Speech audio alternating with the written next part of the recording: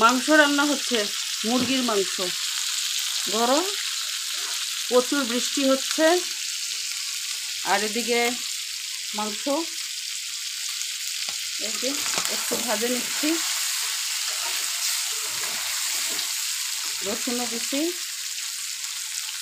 পরিমাণ মতন পেঁয়াজগুলো আমি লাল করে ভেজে উঠায় রাখছি, আর সঙ্গে আদা রসুন বাটা, জিরা বাটা, ঝাল বাটা, আর হলুদ লবণ, গরম মশলা বাটা সব কিছু একসাথে করে ভাজার পরে দিয়ে দিব। দিয়ে তারপরে আমি আর একটু ভালো করে কষাবো সামান্য একটু জল দিয়ে।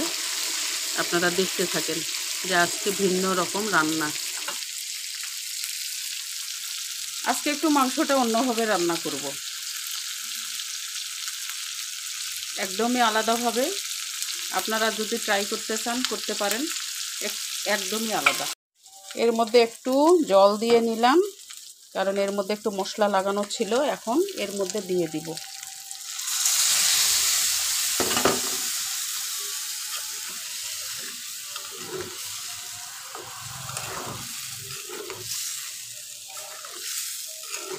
মাংস আর আলু একসাথে ভাজছি, রসুন একসাথে করেই লাল করে ভাজলাম। আর এখন এই যে একটু সামান্য জল দিলাম, এটা একটু সেদ্ধ হবে। সেদ্ধর জন্য এখন ঢাকনা দিয়ে দিব। এই যে আলু দিছি, রসুন দিছি, একবারেই একটু ভিন্ন রকম করে রান্না। এর আগেও একবার করলাম এইভাবে রান্না, খাওয়ার খুব টেস্ট হয়, ভালো লাগে খেতে। তো ভাবলাম আজকেও একটু করি, কারণ হয়তো বা বৃষ্টি আসবে, তাড়াহুড়া। এভাবে করলে অল্প সময়ের মধ্যেই রান্নাটা হয়ে যায়। এই যে ঢাকনা দিয়ে দিলাম, সিদ্ধ হবে। আর কিছুক্ষণ পরে ঢাকনা উঠায় কষায়ে আবার একটু জল দিব। কারেন্টের সমস্যার কারণে আমি উপকরণগুলো আর দেওয়া দেখাতে পারিনি, এই জন্য বলে দিয়েছি মুখে। তো আপনারা এইভাবে রান্না করে খেয়ে দেখবেন। রান্না শেষ, রান্না হয়ে গেল।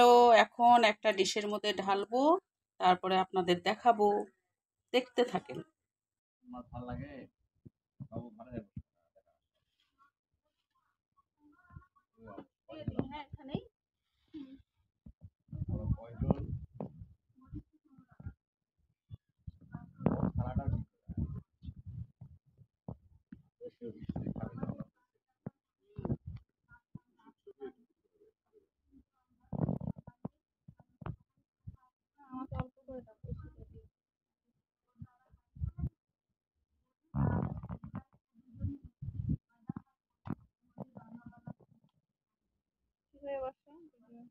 বাবা তো আবার আলু খায় না।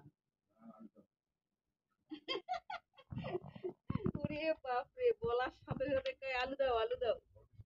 বাবাকে আলু দাও, বাবাকে আলু দিব না।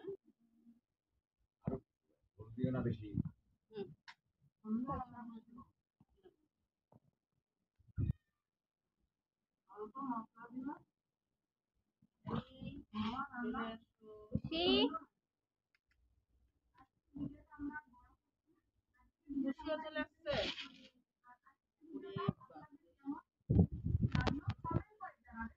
কমেন্ট করে জানাবেন।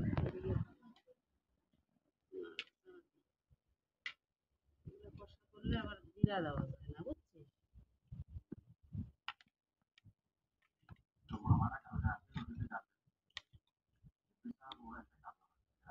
ব্যাস, মা আর কিছু দিও না। আলু না, আর কিছু দিও না।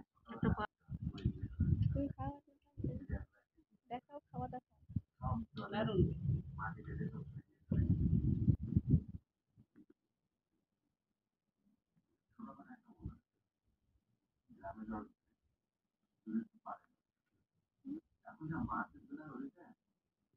জাদু,